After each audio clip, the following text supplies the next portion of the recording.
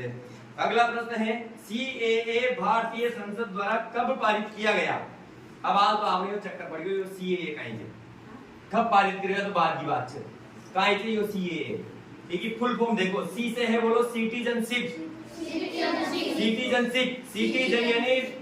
नगर में रहने वाले नागरिक सिटीजन का मतलब नागरिक सिटीजनशिप यानी नागरिकता ए से है अमेंडमेंट बोलो अमेंडमेंट इसका मतलब होता है संशोधन और दूसरा वाला ए है एक्ट यानी अधिनियम सीएए यानी सिटीजनशिप अमेंडमेंट एक्ट नागरिकता संशोधन अधिनियम ये कब पारित किया गया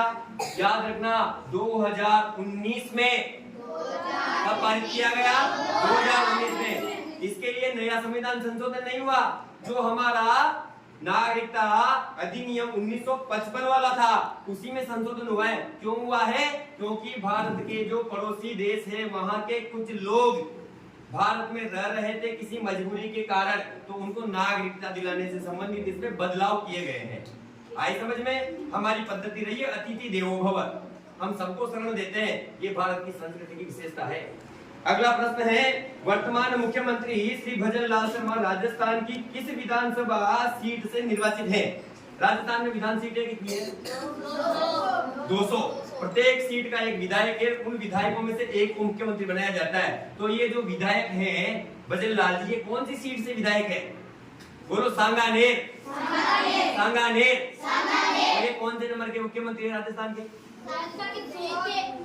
16वें नंबर के ये भी याद रखना इनका गृह विधानसभा क्षेत्र 90 भरतपुर है यानी कि 90 भरतपुर विधानसभा के रहने वाले हैं पर सांगानेर से इन्होंने चुनाव लड़ा और 16वें मुख्यमंत्री अभी राजस्थान के हैं ये अपनी जानकारी होनी चाहिए। अगला प्रश्न है भारतीय संविधान में 11वां मौलिक कर्तव्य किस वर्ष से जोड़ा गया। अब मौलिक कर्तव्य जैसे संविधान में मौलिक अधिकार है ना वैसे ही मौलिक कर्तव्य भी है। कर्तव्य का मतलब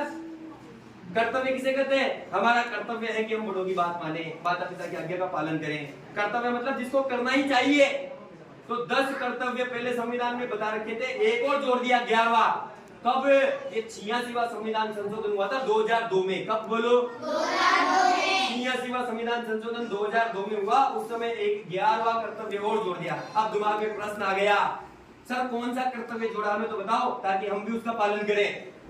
ये शिक्षा से संबंधित कर्तव्य है यानी कि 6 से 14 वर्ष के प्रत्येक बालक बालिका को अपने अभिभावक और माता पिता के द्वारा शिक्षा प्राप्त करवाई जाए ये माता पिता और अभिभावकों का कर्तव्य है कि